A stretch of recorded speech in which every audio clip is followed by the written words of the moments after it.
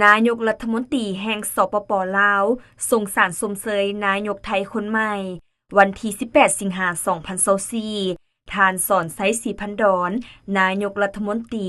ได้ส่งสารสมเสยถึงท่านนางแพทองธารสินวัตรนายกรัฐมนตรีแห่งราชอาณาจักรไทยในโอกาสที่ได้รับเลือกตั้งให้ดำรงตำแหน่งเป็นนายกรัฐมนตรีแห่งราชอาณาจักรไทยคนใหม่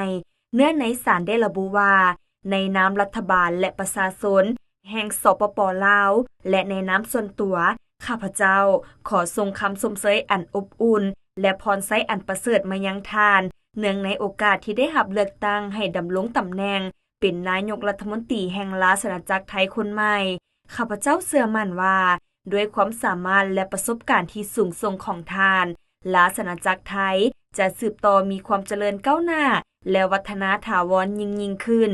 ข้าพเจ้าหวังว่าจะได้เฮ็ดเวียกร่วมกับท่านเพื่อสืบต่อหัดแน่นและเสริมขยายสายพัวพันธ์มิตรภาพและการร่วมมือที่มีมูลเสื้ออันดีงามที่มีมาแต่ดนนานฐานประเทศบ้านใกล้เฮือนเคียงที่ดีมีวัฒนธรรมฮิตของประเพณีคล้ายคือกันภาษาปากเว้าเข้าใจกันและมีประวัติศาสตร์การพัวพันการทูตน้ำกันที่ยาวนานหลายกว่า7ทศวรรษก็คือการเป็นคู่ร่วมยุทธศาสตร์เพื่อการเจริญเติบโตและการพัฒนาแบบยืนยงของสองประเทศรวมทั้งการเพิ่มทวีการเสื่อมจอดและความเข้มแข็งของอาเซียนให้นับมือนับก้าวขึ้นอย่างบ่หยุดยัง้งข้าพเจ้าหวังอย่างยิ่งว่าจะได้ต้อนรับท่านเข้าร่วมกองประชุมสุดยอดอาเซียนครั้งที่44และ45และกองประชุมอื่นๆที่เกี่ยวข้องในระหว่างวันที่8หาวันที่11ตุลาคม